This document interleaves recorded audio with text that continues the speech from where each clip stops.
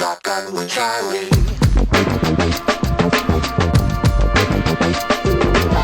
Riding shotgun refers to the practice of sitting next to the driver in a moving vehicle. The term riding shotgun came around after the time of the stagecoach, when somebody used to sit next to the driver holding a shotgun, in case they ran into bandits. My name is Charlie Cook, and I drive a lot. I like to talk to people while I'm driving, so I interview people in my car while I'm driving. Welcome to Riding Shotgun with Charlie.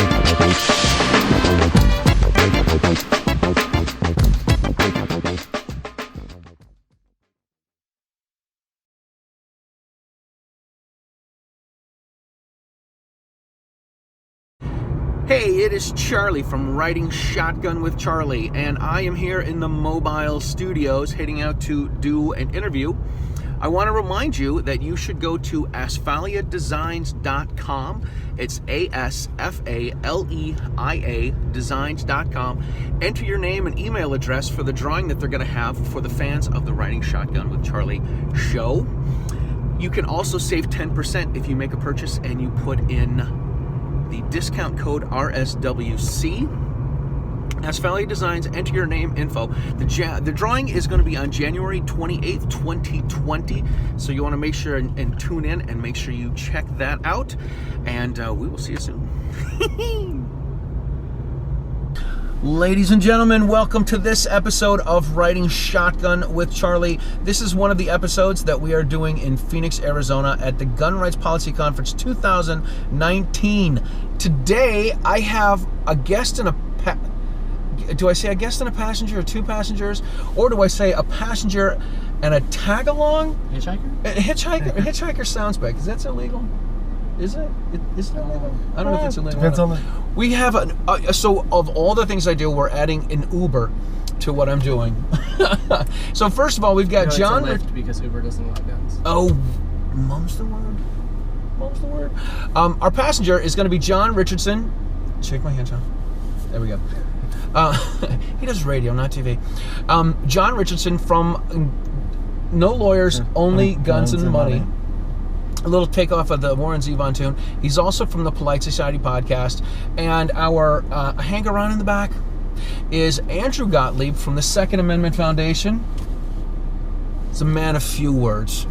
All right, we are, the reason that Andrew is with us is we are getting him to the airport. John is going to be our navigator, and I get to be the driver. And we're going to talk about John and all his stuff. All right, where do we go first, John? We're going to have to say take a right. Take a right. Take a right. I could plug this into the... Take a right, cross the bridge, and then you will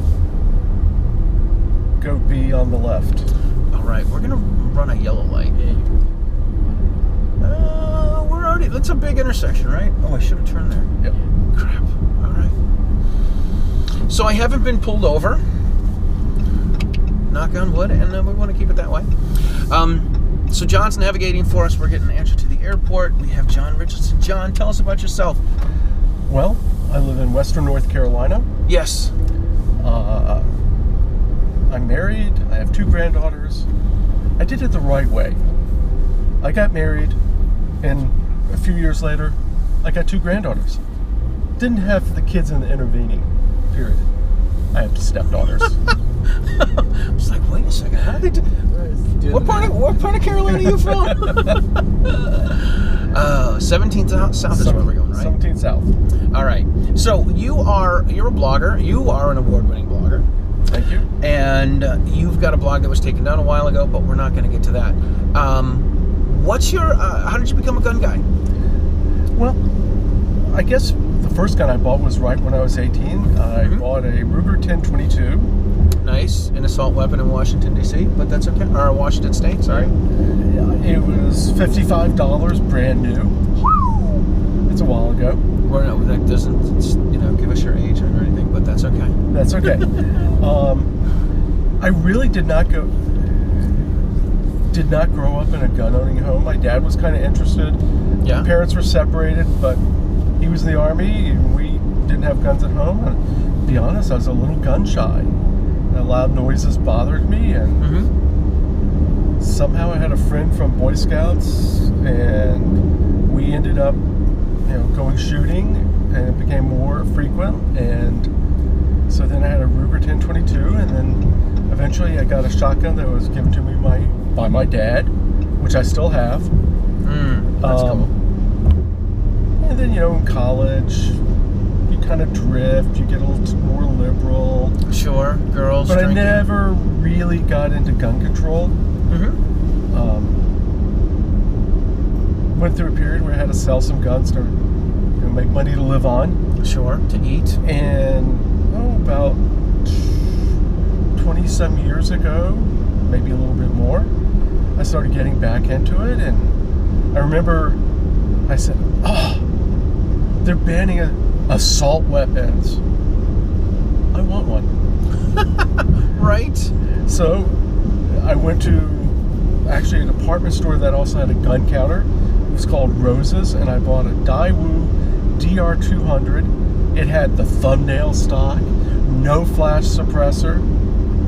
I think it came with a 10-round magazine, and I bought some 30-round GI old crummy magazines for like $5 each at a gun show. It's a bargain. Those would probably go for about 70. Yeah, no kidding. Yep. Those would go for about $75 in Massachusetts today. Yeah, these were old ones. These were pre-ban. And along the way, I got a Curios and Relics license because it was the history that interested me. Yeah. And it was just a little past the golden age of Curios and Relics, but you could still get some darn good buys. I mean, you had guns coming over from Europe that were being just dumped. I bought 3 finished Mosin Nagans for $88. 3 for $88. 3 for $88. Wow. And they could ship them right to you with your Curio and Relic, right? That's right. The big brown truck would show up and have a couple long boxes, and there I'd be. Christmas in Carolina. Christmas in Carolina. The first thing I actually did buy was a Swedish Mauser M30, M36, M38.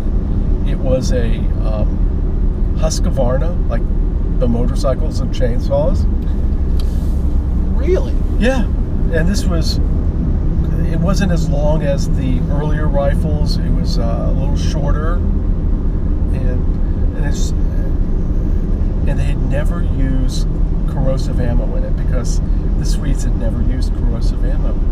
Wow, that's pretty wild. So I, kept buying one, buy another. Oh, I'll get something from Brazil.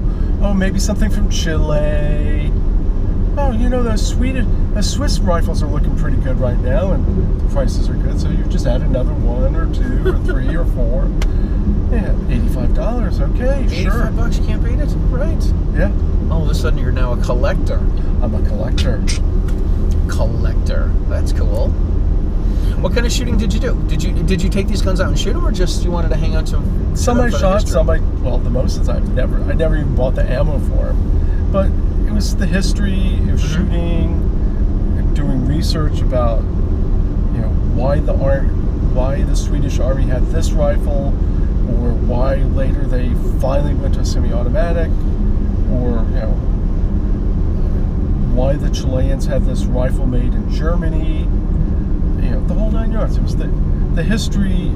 It was living history. That's cool. The rifle was history. They were real weapons of war.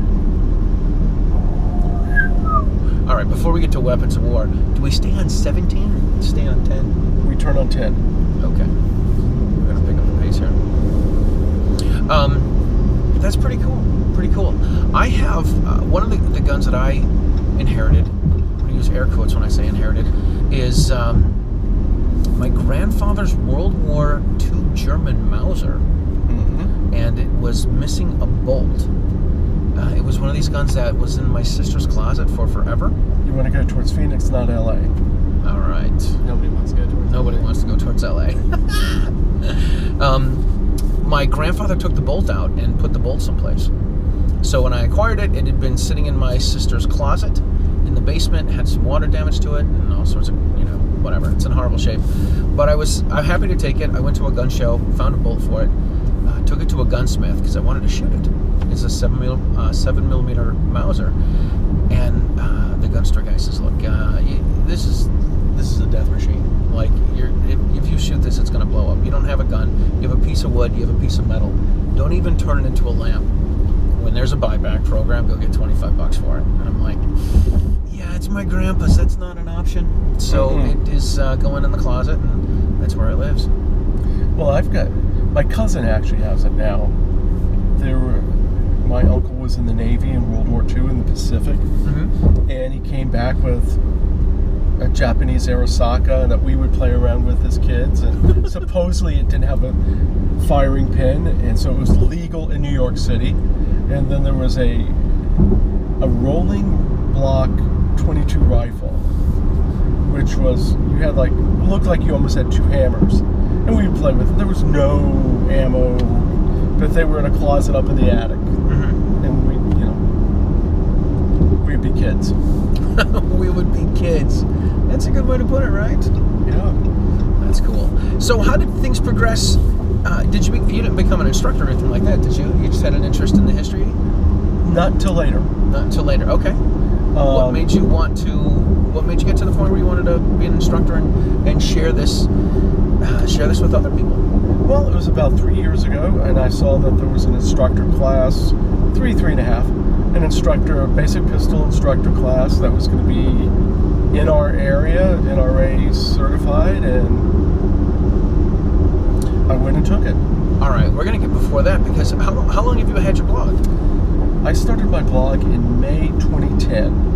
Okay, so the blog was there before being an instructor. And I had been reading lots of blogs, and I'd just come back from the NRA annual meeting, and I think I'd met Michael Bain there for the first time, and I started looking and saying, I could do this.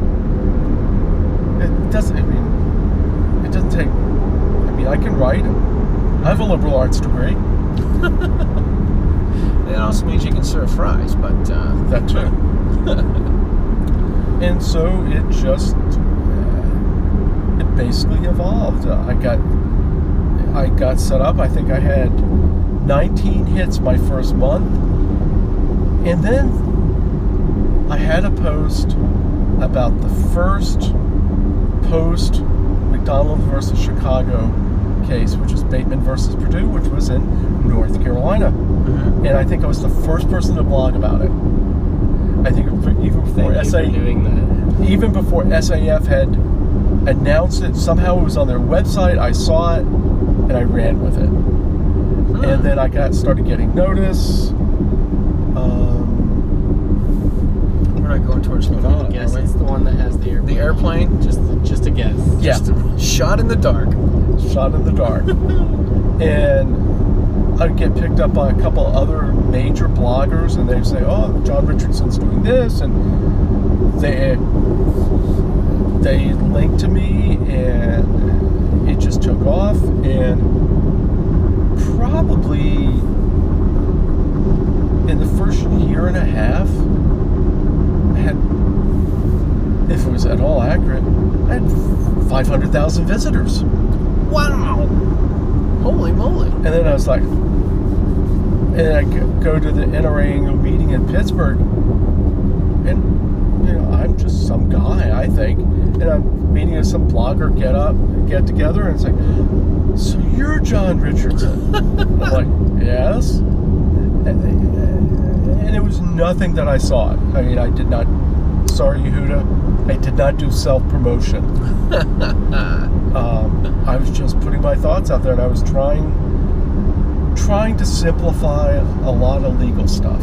And it's evolved from there, of course, but you want to exit 149, I think. And I can interject into that. Doing the legal stuff for SAP, it is so hard to translate it. I'm sitting. We do it. It takes 6 years to do, and then it's there. And it's what do we do with the information now that it's there? And I know John is fantastic at, even I read his stuff because it's easier for me to understand than what comes out of our lawyers. And I went to GRPC for the first time in 2010 in San Francisco. We made it like a week-long vacation. Cool. I remember seeing, not at that one, but maybe one or two after that, Miko Timsky, and I thought it was hilarious because I saw Miko and I said, oh, must be some little Japanese lady, as opposed to some big Polish guy.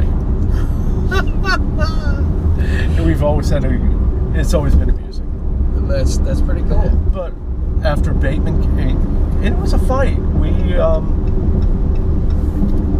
There were forces, shall we say, in Virginia that, Bateman was about whether or not you could carry a gun outside the house during a declared state of emergency. So we would have snow. You have a hurricane in eastern North Carolina, 400 miles away, and we have a statewide declared emergency. I couldn't legally carry outside the house. Really? Really?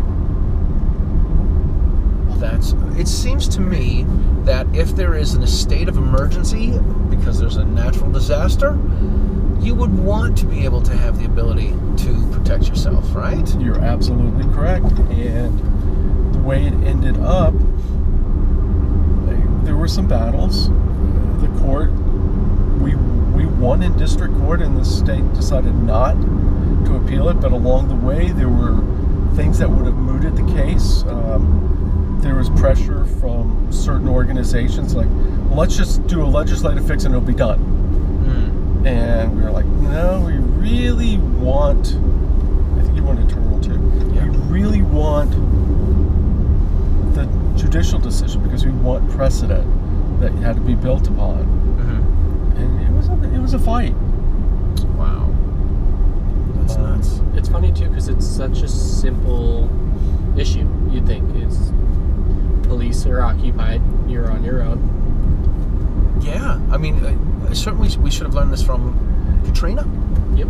And the judge said it's a basic right, it's a violation of the Second Amendment. When people are their most vulnerable, they need to be able to protect themselves. Yeah. So, and then it just kept evolving, and somewhere along the way, I got invited to be on an episode of the Polite Society podcast. By the next week, I was a regular co-host. It was that fast? It was that fast. Wow. I think you want to hear. Yes. Yeah, what the hell? We'll find out.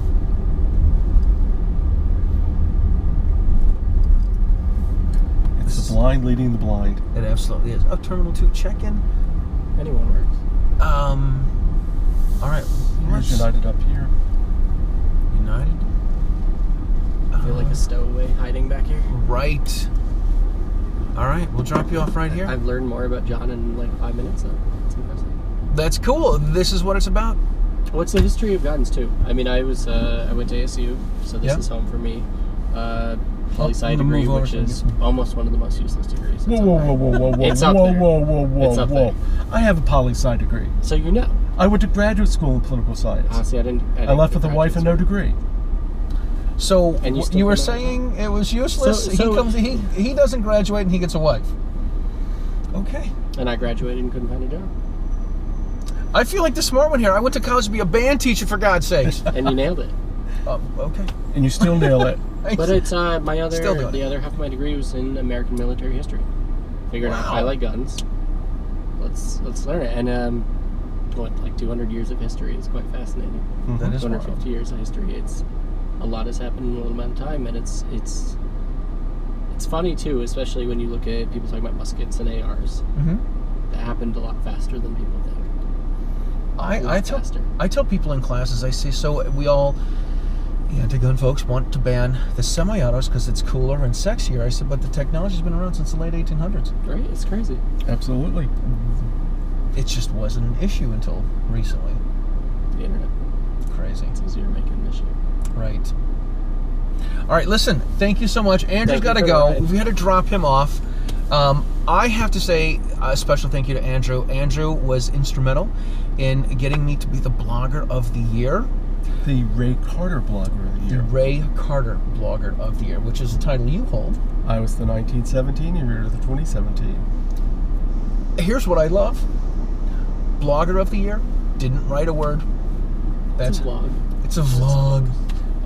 But this is an extra double award-winning show. Yeah, it's a double award-winning show. Fantastic. I know. I'm honored to say that I have an award-winning show with an award-winning guest. And I got the Defender of Liberty Award. I hope you were as surprised as I was. I was. We don't tell anyone. Yeah, you don't tell anyone. That's why people are always in there. Yeah, I wasn't even quite paying attention to what Ellen was saying, and then I hear Charlie Cook. I'm like, oh my God, what did I win? Why did he call my name? Did I leave my car parked or something? Yeah. Right. Crazy. Your blinkers on? My blinkers on? Oh, the lights, those blinking? In the parking lot. Blinking? That's why we're calling you to the stage. Oh, right. My blinkers on now? I don't know. Anyway, you're very welcome for the ride. Thank you for hiding in the back. Hiding in the back. You can't hide in the back when you pop up and talk. I can't get out of the camera angles. That's how I roll. That's how I roll. Andrew, thank you very much. Safe travels back to Seattle. Is that where you're heading back to? Unfortunately, yes. I'll pump that for you. Unfortunately, yes. Very cool. Well, thank you so much, man. Thank you. Pleasure. See you. Next year in Orlando. Next year in Orlando, we will be there. Gun Rights Policy Conference in Orlando, 2020. 2020. Bam! Shotgun with Charlie. All right, so we were just talking about how one time you were a guest on the Polite Society podcast, and then you were a regular. Then I was a regular. Just like that. Just like that. And so how long has it been since you've been on the show? 2014, so about 5 years. About 5 years. Very cool. I mean, we're over our 500th episode, and it was somewhere around somewhere between 215 and 230.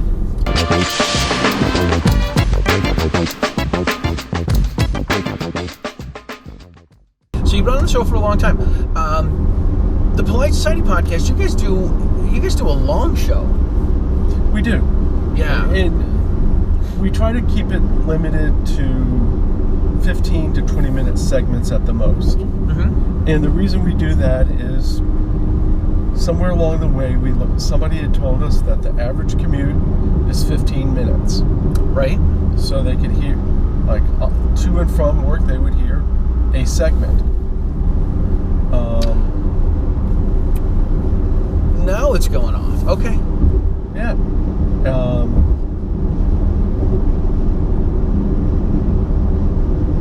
I'm looking at directions too. Are you? Yeah. Okay. No, not right now. I will tell you this. Sometimes when I see shows that are too long, I don't listen to them. And I know mine can be in that category as well. But now that but when you say we keep 15-minute segments, I've heard a lot of people say, "Oh, you should cut your show down to 15 or 20 minutes because that's how long they should be."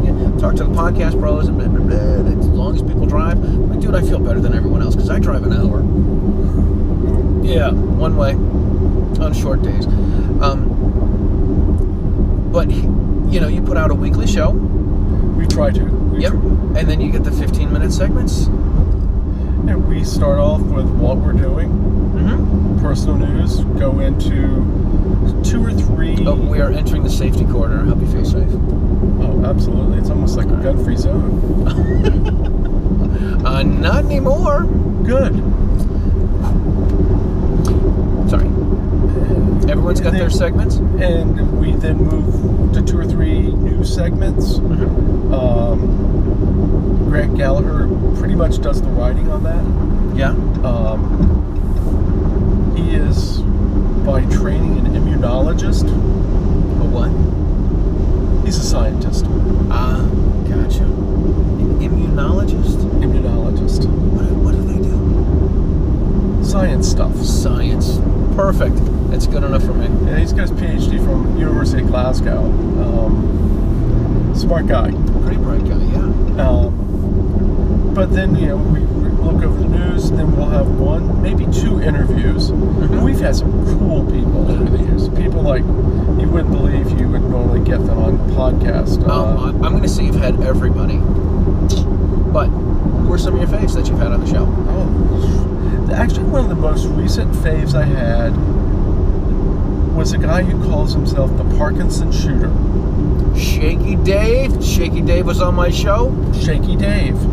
And you see Shaky Dave walking along, and he's shaking. Bad. But yeah.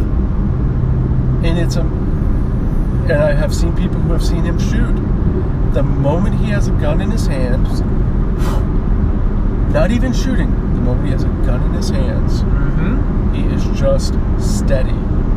It releases chemicals in his brain that just calm his system down. Honestly, it's pretty amazing. I interviewed him in DC, so there were no guns. But I saw him on another show where he had the shakes bad.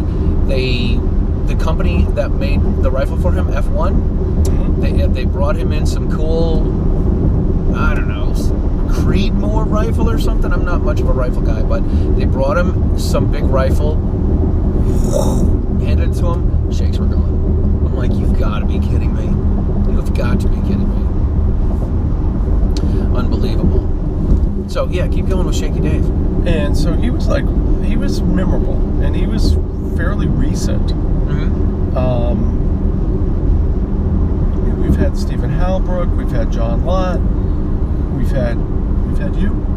I've been on a couple times. We've had you. We've had Alan Gottlieb. We've had. If people have done something one way or another, they ended up on our show quite often. I think we've missed downtown. Yeah, I don't see Phoenix anymore. I kind of do in the rearview mirror, but right. I'm not doing my job right. All right, take out the phone. So you guys have had everybody. You've had Masada Ayub on there. You've had Pincus on there. Yeah. John Lott, Alan Gottlieb. Absolutely.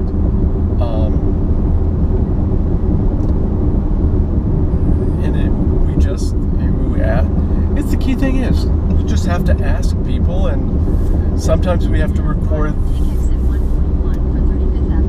35th Ave, there we go. Sometimes you just have to ask people, and sometimes they can't do it right then. Sometimes we have our schedule and there's no mesh, but usually what we can do is, let's say,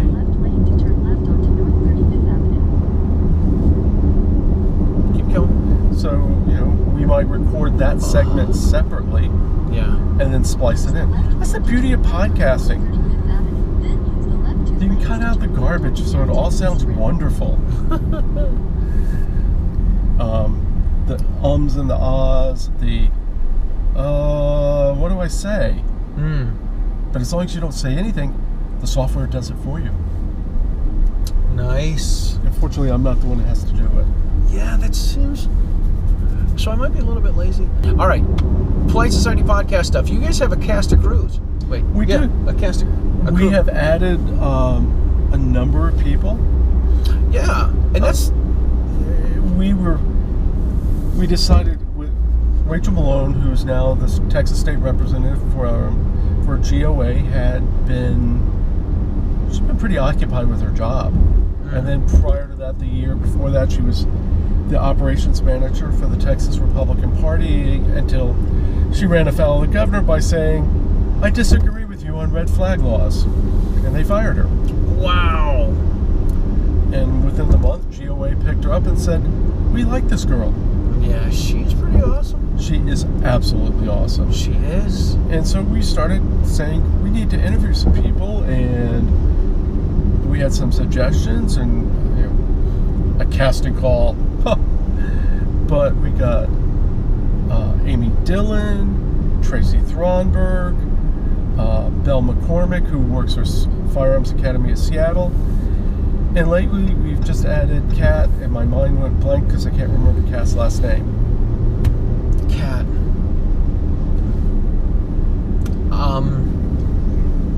Here, you take the wheel. On Facebook, she's Cat Hell. Cat Hell. That's all I know about Cat Hell. Cat Hell. And she has brought energy to the show. All the women, I'm going to say, all the women on the show will be able to outshoot me any day, anytime. Why do you think this is? I have my ideas. Why do you think so? Because they're phenomenal trainers, and they've taken their. I mean, they're all. Amy was a Marine Corps drill sergeant and marksmanship instructor, and a competitor. Tracy Thronberg works with Carl Rain, and she is a Masada Youth Group certified instructor. Rachel was, or is. Belle McCormick works with Firearms Academy of Seattle, and just they're all good shots, and they can put. I don't know if Tracy competes, but I know she hunts. She's like shows pictures of her hunting. Well, she grew up. She's a native Texan. She grew up, going to her grandfather's ranch and going out shooting. That's cool. I have a much simpler reason why the women can outshoot the guys. They listen? Yes, they pay attention to directions. It's simple. I am confident enough in my masculinity that I'll stop and ask for directions. I had, last year in Chicago at GRPC, I had a fun moment with Aaron Paulette, who has been on the show. I was with Aaron Paulette and another person, and we were trying to find out where the evening festivities were happening. And Aaron says, "Why don't we stop and ask for directions?" And I said, "Aaron, guys don't ask for directions, girls do. If you want to ask for directions, go ahead. I'm not." And that was funny. I enjoyed that. That was fun. But yeah, I think women are better shooters because they listen to directions. They pay attention. They didn't bring all the baggage like, well, I'm a guy. I'm a guy, right? Yeah. We watch John Wick. It's a training DVD. Exactly. Yeah, they don't go for that. And sometimes they came into it later in life where they were more mature to begin with. That could be too. That could be as well. Where they picked it up for self-protection more than anything else. That's a good point. They may have been dealing with an abusive spouse. Which it's one of those things that's just, it's a shame. An utter shame. Yeah, it really is. It is. I think it's rather interesting that there's a lot of people that say, a gun in the house, if there's an abusive relationship and the husband beats the wife, there's a gun in the house, there's more likely for the woman to get shot. But then there's no possibility of her to be able to protect herself. And isn't that what we really want to do? I mean, I look at myself. I'm 60-ish. We'll just leave it at that. 60-ish, really? Yeah. I would not have imagined that. 62. You could just go ish. I'm short. I'm slow. I'm a little bit overweight. I have asthma, which is fortunately well controlled. I can't outrun some young guy or a bunch of young guys. It's not I want to make my day. I just want to survive. Yeah, that's what it comes down to. You want to have a gun to be able to protect yourself to survive, whether it's you, whether you're in a domestic violence relationship or situation. I say in my gun classes, I say, listen, I might wear tights, but I'm not a superhero. Exactly right. So I carry these tools to protect myself and my kids, and that's it. We only have a few minutes left before we get back to the hotel. Tell us a little bit more about the Polite Society podcast. You talked about how you got some stories that you read. You guys also have the DGUs. We analyze anywhere between 3, 6, 7 defensive gun uses. We see what people did wrong, and they're all taken from the newspaper or TV, publicly reported. What you did right, what they did right, remember, people, you're not cops. You don't have to detain the person. Yep. Your goal is just to save your life and leave it at that. Done. But you don't have to. You're not trained as a police officer. You're not trained in restraint. And so, yeah. And I think that's the way we added our attitude. Then we go through listener mail or emails. Sometimes we get it, sometimes we don't. Yep. We try to answer questions. And then Rob Morse and I, if we have some blog posts we want to point out, we'll do that. That's cool. It's a good show. I enjoy it. Thank you. I enjoy it a lot. You guys are very, unlike my show, you guys are very well structured. And it has nothing to do with me. I'll tell you this: the once or twice that I've guest co-host, I've never worked at Google Docs, and when I'm reading the sheet and the typing is going away and other typing is coming up, I'm like, what's going on? I don't know this. I don't know. One of our little tricks so we don't talk over one another is if you want to make a comment, you just type your name in. Right. Yeah, that's more structure than I have. But it's just you. Right. I'm completely unorganized. Is this what you're saying, John? No. Is this what you're saying? You're not having 5 or 6 people trying to get a word in edgewise. Right. This is true. It's not a panel of people. It's not a panel of people. It is not. All right, listen, we are back at the hotel. How can people find you and all of your stuff?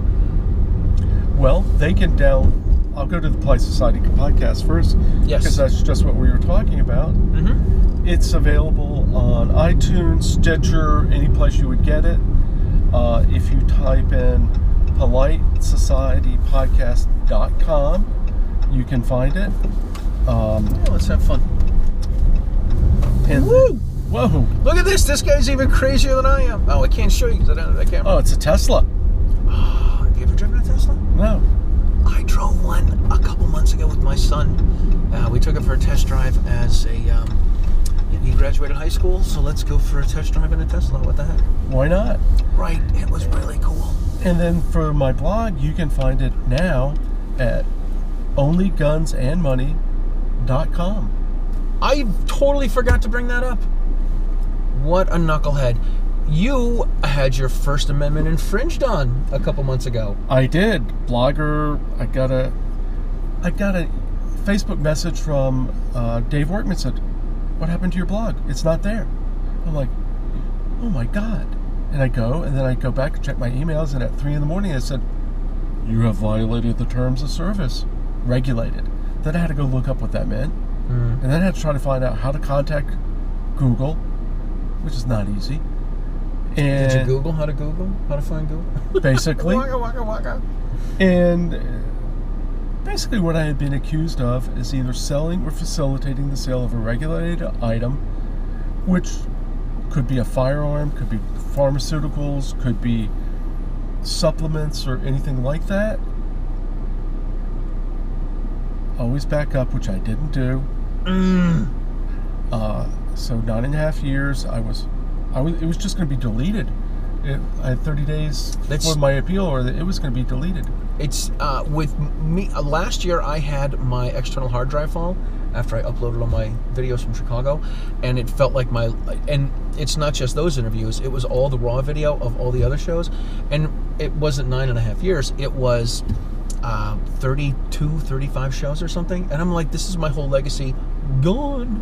So immediately, virtually that morning, I went to GoDaddy. I bought my own domain name. I decided I was going to, I had thought about doing it, but I decided I was going to WordPress. I wanted nothing to do with Blogger. And so I was at least going to start from scratch, and they said, oh, well, you can use the Wayback Machine. I'm like, yeah, right. Do you know how far the Wayback Machine goes? Because it goes way back. And try to cut and paste all that? I had 5,400 posts, 10,000 comments. Oh my gosh. Probably 3,000 photos.